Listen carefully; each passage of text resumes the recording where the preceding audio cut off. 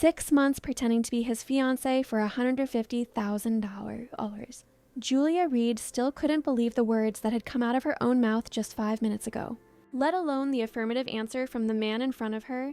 Richard Peterson, CEO of Green Summit Solutions and the keynote speaker she had publicly questioned about social sustainability just yesterday, was offering exactly that, a fake engagement contract. The glass-walled office on the 40th floor of the corporate tower in Seattle offered a spectacular view of the city, but Julia could only focus on the printed document trembling in her hands. The amount would be enough to pay off her mother's medical debts, with enough left over for her to restart her career after the bankruptcy of the firm where she had worked. It was just too surreal. Only 24 hours earlier, she had been in the audience at the International Sustainable Architecture Conference at the Seattle Convention Center, one among hundreds of professionals who could barely afford the ticket. Richard Peterson was the main speaker, talking about clean technology and the future of cities. While everyone applauded his innovative solutions, Julia couldn't keep quiet. "With all due respect, Mr. Peterson," she had said, standing up in the middle of the audience, "your proposals are technologically impressive, but how do you intend to implement them in communities that barely have access to basic sanitation? Wouldn't it be more effective to focus on simple, accessible solutions before jumping to high-tech?" The silence that followed was awkward. 300 people turned to look at her, and Julia felt her face flush. But Richard, instead of defending himself or dismissing the question, had paused for a long moment, a slow smile forming on his face. "You are absolutely right," he had replied, "and that's exactly the kind of critical insight my company needs. Could you speak with me after the lecture?" Now, in that luxurious office, with contracts and figures being discussed as if they were ingredients in a recipe, Julia wondered if she had stepped into an alternate reality. "Are you sure there isn't a more conventional way to impress your Japanese investors?" she asked, trying to keep her voice steady as her eyes scanned the contract's clauses. Richard adjusted the knot of his tie, a gesture she was already beginning to recognize as a sign of nervousness. "Mr. Tanaka is extremely traditional. To him, a single man at 35 is unstable. He doesn't trust someone who doesn't have a family to think about the future for." He paused, looking out the window. "And I desperately need this investment. We're talking about $50 million that could revolutionize sustainable construction in the United States." "And why me?"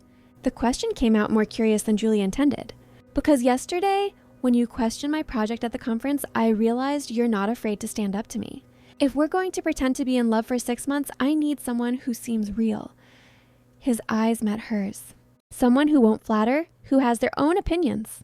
Someone like you, who genuinely cares about the social impact of what we do." Julia felt a strange flutter in her chest. Since the firm she worked for went bankrupt 6 months ago, she hadn't received a single professional compliment. The hospital bills were piling up, and her mother needed expensive medications that her insurance didn't cover. Richard's offer was a miracle wrapped in very strange gift paper. "There's one more thing," Richard continued as if he could read her thoughts. "You'll live in my penthouse for the duration of the contract. It's necessary to keep up appearances. Mr. Tanaka expects to meet my family, to follow our relationship closely." Julia's heart leaped. Live with him? That was definitely not in her plans when she woke up that morning. But then she remembered the call she got from the hospital earlier, informing her that her mother would need another heart surgery, and the amount the cardiologist mentioned made her legs weak. "I accept," she said finally, extending her hand, "but with some conditions. This is strictly professional, no complications. And I want everything in writing, including clauses on privacy and limits to public exposure." Richard smiled for the first time since she entered the room, and Julia felt something odd churn in her stomach. "Of course, strictly professional. My lawyer will prepare an addendum with all your conditions." When their hands touched to seal the deal, an electric current passed between them. Julia tried to ignore it, but noticed that Richard also hesitated for a second before letting go of her hand. "When do we start?" she asked, trying to sound practical. "Today. Mr. Tanaka arrives tomorrow, and you need to be settled in the penthouse before then." Richard stood up, smoothing his suit. "Can I have someone pick up your things?" "I need to talk to my mother first, and my best friend." Julia bit her lip, imagining how she would explain this insane situation. "Of course. How about you tell them it's a special architectural project? A kind of residential consulting gig?" Richard suggested.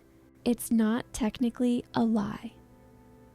2 hours later, Julia was in the private elevator leading to Richard's penthouse, carrying 2 suitcases with her few belongings. She had told her mother she got a temporary high-paying job living at the client's house. Beatrice was harder to convince, but eventually accepted the version that it was a unique career opportunity. The penthouse was even more impressive than she had imagined. Walls of glass offered a 360-degree view of Seattle. Suspended gardens created a green oasis amidst the concrete, and integrated technology controlled everything from lighting to temperature with voice commands. "Your suite is here," Richard said, opening a door that revealed a room larger than her entire apartment.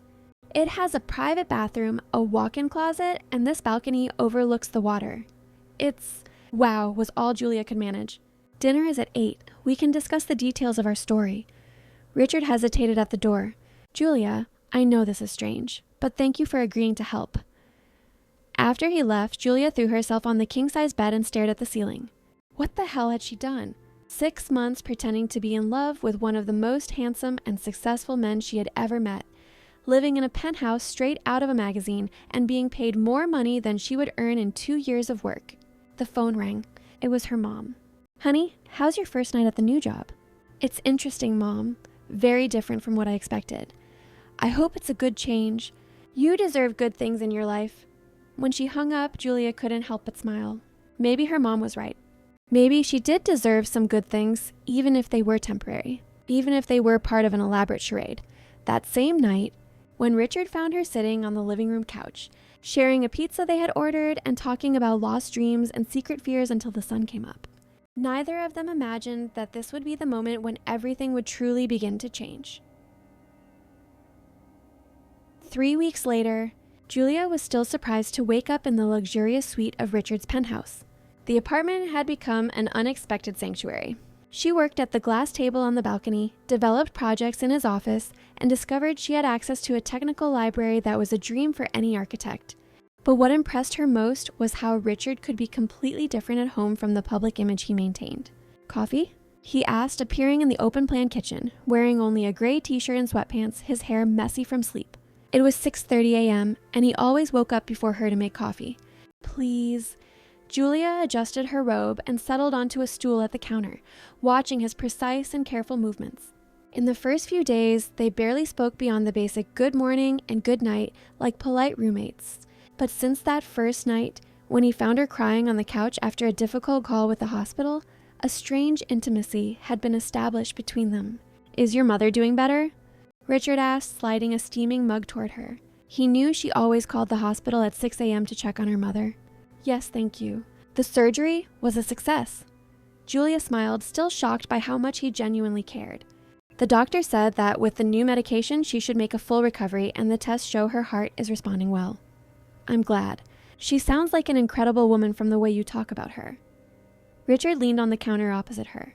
"And the housing project? How is it coming along?" Julia almost choked on her coffee. Since their agreement began, Richard had taken a genuine interest in her work, even offering technical suggestions for the social architecture projects she developed in her spare time. He had installed design software on the office computer, bought drafting supplies, and even suggested books from his library that could help. "Actually," she hesitated, fiddling with the handle of her mug, "I'm thinking of presenting the proposal to your company. I know Green Summit focuses on sustainable construction, and my ecological public housing project could fit into the company's social portfolio." "Present it today," Richard said immediately, his eyes shining with enthusiasm. "I'll set up a meeting with our development team. Gregory will love your ideas, and our director of social projects is always looking for innovative proposals." "But Richard, this isn't part of our contract. You don't have to mix business with..." She gestured vaguely between them. "I know." He moved closer, placing his hands on the counter on either side of her, his face just inches from hers. "Maybe I want to do this. Maybe I've realized that you're brilliant and that I'd be an idiot not to take advantage of your talent just because we started with a strange deal." Julia's heart sped up. He was too close. He smelled too good. A mix of expensive soap and a subtle men's fragrance. And that intense gaze was doing strange things to her ability to reason. It was just part of the act. They were alone. There was no one to impress. So why was he looking at her like that? "Julia," he said, his voice lower, "you know this is getting..." Richard's phone rang, shattering the moment like a bucket of cold water. It was Patricia, his press officer. "Richard, we need to talk, urgently." Her voice sounded tense through the speakerphone. Mr. Tanaka has arrived earlier than expected. He's at the hotel and wants to have dinner with you and Julia tonight. And there's more. He brought his wife and wants to meet her family too. Julia saw Richard tense up. This would be the first real test of their charade, and now with extra complications. All right, Patricia. Book a table at the Soundview Grill for 8. A table for 4. After he hung up, he looked at Julia with an almost vulnerable expression. Ready for your debut as my fiancée? Because it just got more complicated. Born ready, she replied, trying to sound more confident than she felt. But I'm going to need some information about you. Personal details a real fiancé would know. The rest of the morning flew by. They sat on the living room sofa, creating a sort of relationship biography. Julia discovered that Richard had a scar on his knee from falling off his bike at age 7, that he was allergic to shrimp, that he was afraid of heights despite living on the 40th floor, and that his favorite music was something completely unexpected, smooth jazz from the 40s. Your turn, he said, pouring more coffee. What would a fiancé who loves me know about you? That I put too much sugar in my coffee when I'm nervous? She began smiling. I have a secret collection of historical romance novels I keep under my bed. When I was a kid, I wanted to be a landscape architect because I thought I could live in a garden. And she hesitated. I sing in the shower. Very badly, but with a lot of conviction. Richard laughed, a genuine warm sound that made something stir in her chest. I want to hear that one day. That is definitely not part of the contract, she replied, but she was smiling. In the afternoon, Julia went out to buy a suitable dress for the dinner, using the corporate card Richard had insisted she take. As she tried on dresses in a chic boutique downtown, she couldn't stop thinking about the way he had looked at her that morning, the ease with which they talked, the feeling that these private moments were more real than any public performance they would have to give. She chose a navy blue dress that enhanced her eyes and made her feel beautiful and confident, something that hadn't happened in months. When she returned to the penthouse, Richard was in the office on the phone with someone in English discussing technical specifications. He was wearing glasses to read, something she had never seen before, and was focused on spreadsheets spread across the desk. Julia stood at the door for a moment watching him. There was something vulnerable in the way he bit his lip when concentrating, in the way he ran a hand through his hair when he encountered a complex problem. This was the Richard the world didn't see. Not the confident, always in control CEO, but the man who cared about every detail, who carried the weight of decisions affecting hundreds of employees. How was the dress hunt? He asked when he noticed her presence, taking off his glasses. Successful. And how were the spreadsheets? Complicated. We're working on 3 simultaneous projects in different countries. Coordinating everything is a logistical nightmare. He leaned back in his chair looking tired. Sometimes I wonder if it wasn't simpler when the company was small. But now you can impact so many more people. Julia observed, approaching the desk. These projects you're coordinating, how many families will they benefit? About 15,000 families, if all goes well. Then it's worth the spreadsheet stress. Richard smiled, and Julia noticed it was a different smile. Not the polished, professional one he used at events, but something more genuine and warm. How do you always manage to see the bright side? Practice, she replied, sitting in the chair across from his desk. When you grow up in a family with few resources, you learn that complaining doesn't change anything, but looking for the good in every situation can make everything more bearable. They sat in silence for a moment, and Julia felt something unsaid lingering in the air. Suddenly, her cell phone rang. It was Beatrice. Julia, I need to see you now. B, I'm busy. I have an important dinner tonight. It's about that dinner I want to talk. Julia, I know who this man you're living with is. Julia felt her blood run cold. She looked at Richard, who had stopped working and was watching her intently. What are you talking about? Richard Peterson, CEO of Green Summit Solutions, one of the country's most eligible bachelors, according to last month's issue of Forbes. Julia, what is really going on? The dinner with Mr. Tanaka was going to be revealing in more ways than one, but first, she would have to figure out how to explain to her best friend that she had entered into the craziest deal of her life and was starting to wonder if it wasn't too real to be just a contract. The Soundview Grill was impeccable that night, with candles flickering between floral arrangements and the view of the bay creating an almost magical atmosphere. Julia adjusted her navy blue dress for the 10th time, trying to control her nerves as she watched the elegantly dressed Japanese couple at the table. Mr. Tanaka was exactly as Richard had described, flawless, observant, and intimidatingly formal. His wife, Mrs. Harumi, was a delicate woman of about 50, with kind but equally attentive eyes. Julia, this is Mr. Kenji Tanaka and his wife, Harumi. Richard made the introductions, his hand resting naturally on the small of her back, a gesture that sent an electric current down her spine. It's a pleasure to meet you, Julia said, giving a slight bow she had quickly researched on Google before leaving the house. The pleasure is ours, Mr. Tanaka replied in careful English. Richard talks about you nonstop. A very talented architect from what I understand. I'm still learning, Julia replied modestly, sitting down beside Richard. Peut-être, but I have a great passion for creating spaces that improve people's lives. Mrs. Harumi smiled. Passion is very important in our culture. We say that when you find your passion, you find your ikigai, your reason for being. The dinner proceeded smoothly for the first few minutes, with conversation about the couple's trip and their impressions of the U.S., but Julia noticed that Mr. Tanaka watched every gesture between her and Richard with almost scientific attention. So, Ms. Reed, Mr. Tanaka said when the first course arrived, Richard told me you met at a conference. A romantic story, I imagine. Julia felt Richard's hand find hers under the table, their fingers intertwining in a way that felt surprisingly natural. It's just part of the act, she reminded herself. Actually, I challenged him publicly, she replied with a smile, deciding to bet on honesty. I question whether his projects truly consider the needs of underprivileged communities. Mr. Tanaka raised his eyebrows, clearly surprised. His wife leaned forward, interested. Richard had to hide a proud smile. And what did Mr. Peterson reply? Mrs. Harumi asked. That I was right, Julia continued, feeling Richard's hand squeeze hers lightly, and that he needed someone like me to keep his feet on the ground. He sought me out after the lecture and asked if I'd like to work with him. And that's where the romance began? Mr. Tanaka observed. It was Richard who answered, his voice filled with an emotion that seemed too genuine to be fake. That's when I realized I had found much more than a work partner. Julia challenged me in a way no one ever had before. She's not impressed by success or money. She cares about the real impact of what we do. The look he gave Julia at that moment made her heart pound. There was something there that went far beyond performance, or was she just deluding herself? Okay, and when did you decide to get married? The lady asked, her eyes sparkling with feminine curiosity. Julia's mind went blank for a second, but Richard answered without hesitation. When we realized we couldn't imagine a future without each other. It was 2 weeks ago.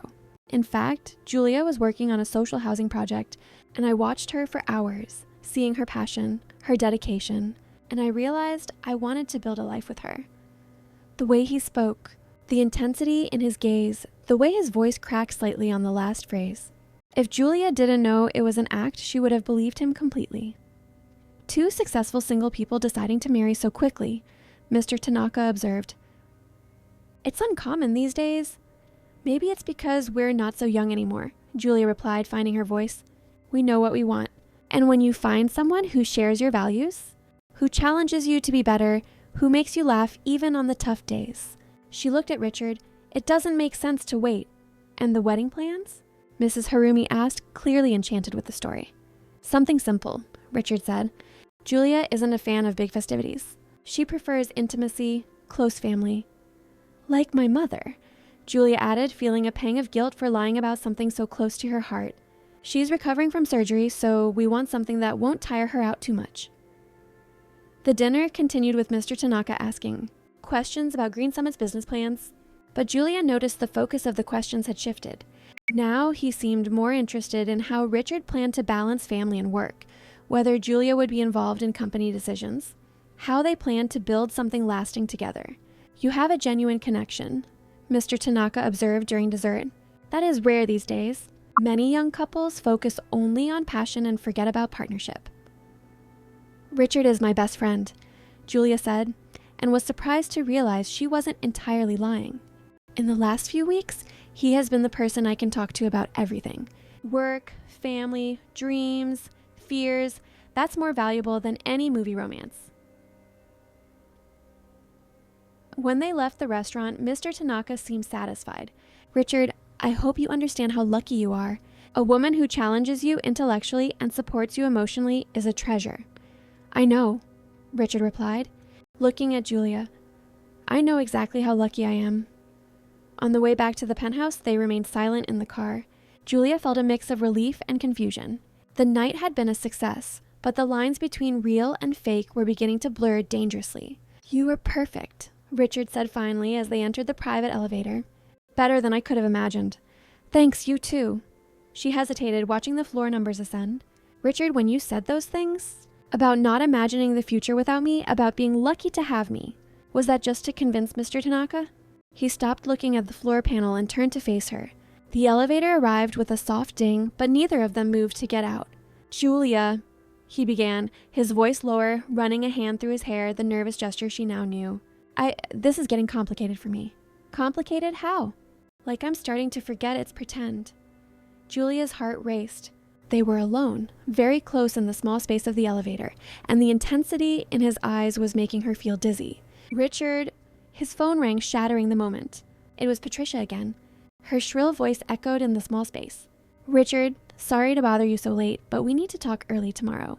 There's something about Julia you need to know. Something important." Julia saw Richard's expression change, a shadow of concern crossing his face. What had Patricia discovered? And why did she feel that her lies, and perhaps her true feelings, were about to turn into something much, much more complicated? The next morning, Julia woke with a strange feeling in her stomach. Part emotional hangover from the previous night, part premonition that something was about to fall apart. Richard had left early for his meeting with Patricia, leaving only a note saying he would be back for lunch and that they needed to talk. But when noon arrived, he still hadn't returned, and her messages went unanswered. It was Beatrice who showed up at the penthouse at 2 p.m. using the spare key Julia had given her for emergencies. "We need to talk," her best friend said, her face serious and a folder of documents in her hand. "And I'm not taking no for an answer." "Julia, you're in way deeper than you think." Julia sighed, pouring coffee for them both. For the past few weeks, she had systematically avoided Beatrice, knowing her lawyer friend would detect the charade in seconds. Beatrice was an expert in corporate contracts and had a sixth sense for shady situations.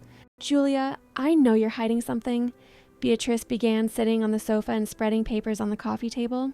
"This sudden engagement, moving into a millionaire's penthouse, a mystery job that pays $150,000? None of it adds up. And this morning, I learned something that might explain everything." Julia's heart froze. "What did you find out?" "Patricia Gates, his press officer, hired a private investigator to look into you." Beatrice opened the folder, revealing photographs, documents, and detailed reports. "She found out about your mother's debts, the firm that went bankrupt, your desperate financial situation, and more." She paused dramatically. "She has evidence that you made a contract. A very specific contract." Julia felt the world spin. The photographs showed her entering and leaving the Green Summit building, in the store where she bought the dress, at the hospital visiting her mother. There was even a grainy photo of her and Richard in the elevator from the night before, clearly taken by someone with professional equipment. How did she find out about the contract? The question isn't how, Julia. The question is why she's investigating her own boss's fiancé. Beatrice leaned forward.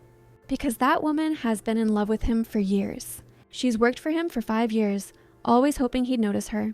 And now you show up out of nowhere and suddenly they're engaged." Julia ran her hands over her face. It's complicated. Julia, this woman is going to use all of this against you. She has copies of your bank statements, your mother's medical reports, your professional history. She knows you were financially desperate when you took this mystery job." Beatrice picked up another document. "And there's more. She found out you never went out together before the conference, that you have no photos on social media, that no one has seen you together at social events. To anyone with half a brain, it's obvious this relationship is a sham." Just then, Julia heard a key in the lock. Richard walked in, his face dark and tired, his tie loose and his hair disheveled as if he'd run his hands through it dozens of times. He stopped when he saw Beatrice, clearly recognizing the situation had escalated beyond his control. "I think I got here just in time," he said, his voice tense and heavy with a fatigue that went beyond physical. "I just spent the last 4 hours trying to contain the damage Patricia's causing. She plans to leak information about our agreement to the press later today." "And what exactly are you going to do?" Julia asked, trying to control the tremor in her voice as she watched her carefully constructed world crumble before her eyes. Richard approached, stopping in front of her.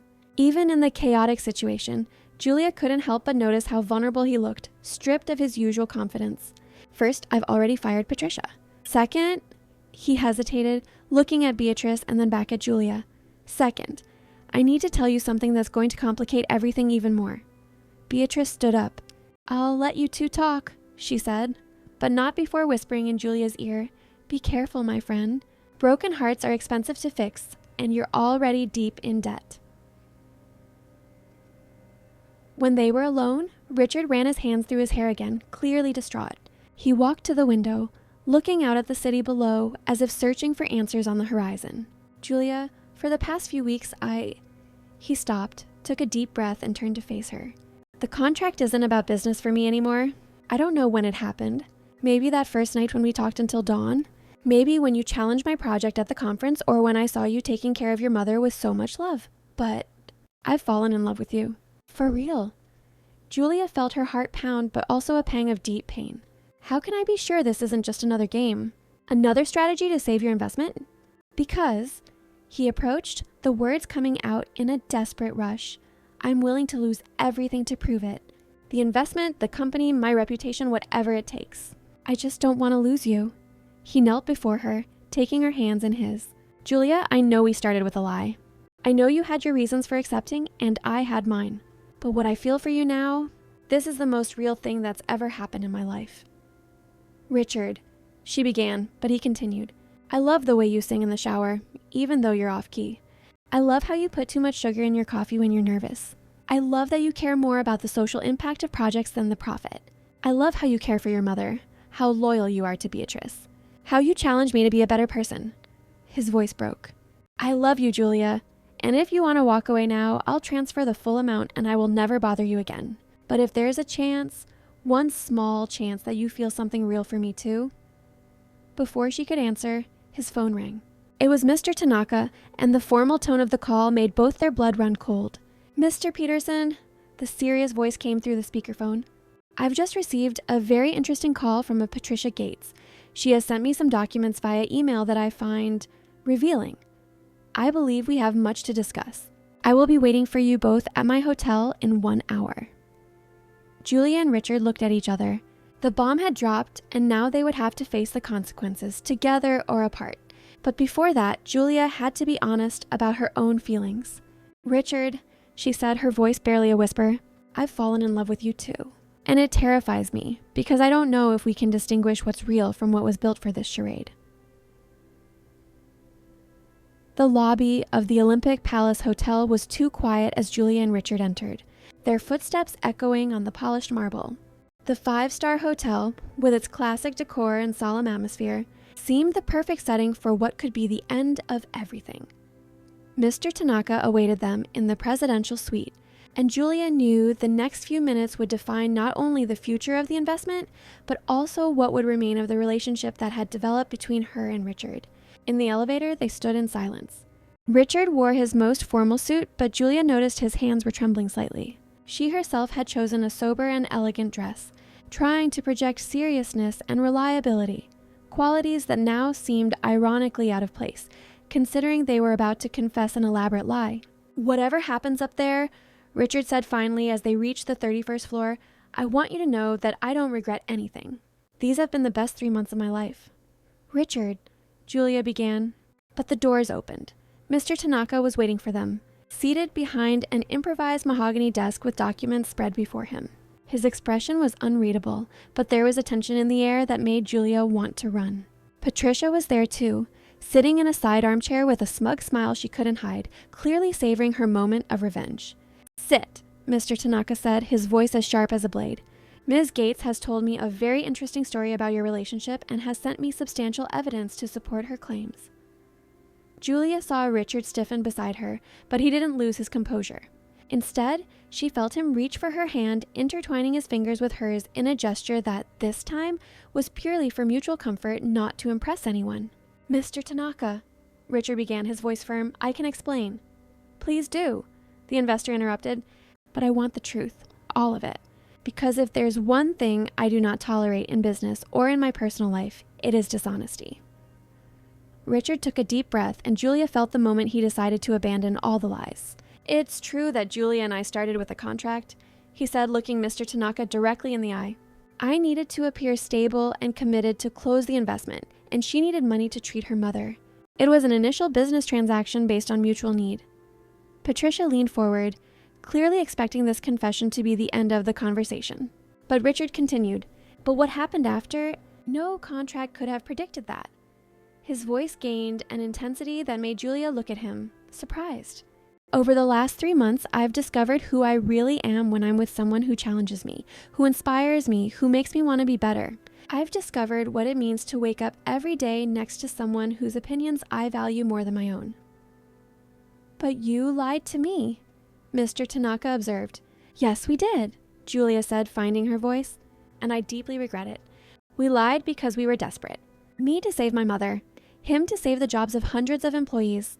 But Mr. Tanaka, I fell in love with him. For real." She turned to look at Richard, completely ignoring the others in the room. "I fell in love with the man who brings me coffee every morning and remembers how I like it. Who stays up with me when I'm worried about my mother and doesn't try to solve my problems, just listens. Who reads my social architecture projects and makes genuinely helpful suggestions, not because he needs to impress, but because he actually cares." "How romantic," Patricia said with sarcasm, but her voice sounded less confident than before. "Ms. Gates," Mr. Tanaka said, turning to her, "I appreciate you bringing this information to my attention. But I must say I am more interested in what I saw with my own eyes at dinner last night." Patricia blinked, clearly not expecting this reaction. "I saw 2 young people who, regardless of how they started, have something genuine now. I saw how they look at each other when they think no one is watching. I saw how they complete each other's sentences, how they instinctively protect one another." He paused. "In 40 years of business, I've learned that integrity is worth more than any contract. You lied to me, yes, but you also showed the courage to admit the truth when you could have continued lying." Mr. Tanaka stood up and walked to the window, looking out at the city of Seattle stretching to the horizon. "Ms. Gates," he said without turning around, "a woman who tries to destroy love out of envy has no place in my business or my life. I suggest you find another job, preferably far away from situations involving personal relationships." Patricia turned pale, clearly shocked that her plan had backfired. "But Mr. Tanaka, they deceived you, and you tried to manipulate me using illegally obtained personal information," he retorted. "Which of the 2 situations do you consider more serious?" Patricia left the room without another word, slamming the door hard. Mr. Tanaka turned back to Julia and Richard. "The investment stands," he said simply, "but now you will have to prove that you can build something real, both in the company and in your personal lives." He walked over to the desk and picked up a folder. "Richard, I received Julia's social housing project by email yesterday. It is exactly the kind of initiative my investors in Japan want to support. We are willing to fund the first phase with an additional $5 million. Julia felt tears well up in her eyes. "Mr. Tanaka, thank you. Don't thank me yet. You will have a lot of work ahead of you." He smiled for the first time since they arrived. "And I expect to be invited to the real wedding when you decide to have one." Outside the hotel, Julia still couldn't believe what had happened. "Richard, you really risked $50 million to protect me." "And I'd do it again," he said, stopping on the sidewalk and turning to her. "Julia, I know we started with a lie, but I want to build something real with you. Not as part of a contract, but because you love me?" she asked, her heart in her throat. "Because I love you," he confirmed, moving closer and cupping her face in his hands. "And I hope you feel the same." "I do," she whispered, feeling the tears finally fall. "I love you, Richard. For real." When he kissed her there on the busy sidewalk in front of the Olympic Palace Hotel, with traffic passing by and pedestrians watching, Julia knew she had found something worth far more than $150,000. She had found her home. "So," he said when they parted, resting his forehead against hers, "how about we start over? No contracts, no lies. Just us, building something real." "I accept," she replied, smiling through her tears. "But this time, we're doing it the right way." Epilogue. A year and a half later, Our Lady of Perpetual Help. Church in Seattle was decorated with arrangements of white flowers and green foliage, perfectly reflecting the sustainable philosophy that now guided both Green Summit Solutions and the couple's life. Julia adjusted the wedding dress made from certified organic fabrics, which she had designed herself in partnership with a local seamstress cooperative that the company now supported. The veil, a family heirloom from her grandmother, completed a look that was both elegant and authentically her. "Nervous?" Beatrice asked, adjusting the flowers in her friend's hair. She wore a navy blue dress as the maid of honor, and her smile radiated a genuine happiness that had completely replaced her initial concern about the relationship. "No," Julia replied, and it was true. "For the first time in my life, I am absolutely sure of something." Through the window of the small room adjoining the church, she could see the guests arriving. Her mother, Helen, was in the front row, radiant and fully recovered, chatting animatedly with Richard's parents, who had become a second family to Julia. Mr. Tanaka and his wife occupied a place of honor, having become not just investors, but true friends and mentors to the couple. "Do you remember how it all started?" Beatrice asked, smiling. "When you called me 3 days after moving into the penthouse, saying you had taken a strange but well-paying job?" Julia laughed. "I was so afraid to tell you the truth. I thought you were going to have me committed." "I probably would have tried," Beatrice admitted. "But look where you've ended up. Green Summit has become a global leader in sustainable housing. Your ecological, affordable housing project has already benefited over 5,000 families. And you two, well, you two are proof that sometimes the best love stories start in the most unexpected ways." On the other side of the church, Richard waited at the altar next to Gregory, his brother and best man. He wore a custom-tailored navy suit, but Julia knew that beneath the formal elegance, he was still the same man who made her coffee every morning and left sweet notes stuck to the bathroom mirror. "She looks beautiful," Gregory whispered to his brother, watching the activity at the church entrance. "She always does," Richard replied, his eyes fixed on the door where Julia would appear. "But today, she becomes my wife for real." The past year had been a roller coaster of emotions and achievements. After the truth came out, they had decided to start from scratch, dating in a traditional way. Although they were already living together, Richard had officially hired Julia as the director of social projects for Green Summit, and together, they developed a revolutionary sustainable public housing program that was being replicated in other countries. But beyond their professional successes, they had built something even more valuable, a partnership based on mutual respect, genuine love, and shared values. There were no more contracts or set deadlines, only the daily commitment to choose each other. The music began to play, and Julia appeared at the entrance of the church, walking alone, a choice she made to symbolize that she was there by her own decision, not being given away by anyone. She carried a bouquet of wildflowers grown in the suspended garden of the penthouse she now called home. When her eyes met Richard's, they both smiled with an intimacy that spoke of shared breakfasts, late nights talking about future projects, hours-long discussions about sustainability, and the kind of everyday love built on small gestures. "Who gives this woman in marriage?" the priest asked, following tradition. "She gives herself by her own choice," Julia replied, drawing affectionate laughter from the guests. "And I choose this man to be my partner in life, in business, and in all the projects the future may bring." When she reached the altar, Richard extended his hand to her, and as their palms touched, they both remembered the first handshake they had exchanged in that glass-walled office, sealing a deal that ended up completely changing their lives. "Julia, do you take this man to be your husband, to love and respect him in joy and in sorrow, in sickness and in health, all the days of your life?" the priest asked. "I do," Julia replied, her eyes shining. "But this time it's forever, not just for 6 months." The guests laughed, and Richard had to blink back emotion. "And Richard, do you take this woman to be your wife, to love and respect her in joy and in sorrow, in sickness and in health, all the days of your life?" "I do," he said, his voice thick with emotion. "Forever." When they kissed as husband and wife, everyone present applauded enthusiastically. But for Julia and Richard, there were only the two of them and the certainty that they had found something rare and precious. A love that was born from a fake contract but had become the truest thing in their lives. At the reception that followed, held on the penthouse terrace overlooking the entire city of Seattle, Mr. Tanaka made a toast that perfectly summed up the couple's journey. Sometimes, the best deals in life are the ones that start out of necessity and end in love. Richard and Julia have taught us that belated honesty is worth more than a perfect lie, and that building something real is always more valuable than maintaining something false.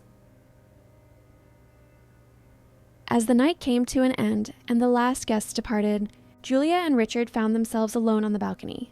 watching the city lights twinkle like earthbound stars. She had changed out of her wedding gown into a simple cotton dress, and he wore just a shirt and pants, the tie and formalities cast aside. "So, Mrs. Peterson," he said, pulling her closer, "how does it feel to officially be my wife?" "Like I've come home," she replied, snuggling into his arms. "And you, Mr. Peterson? How does it feel to officially be my husband?"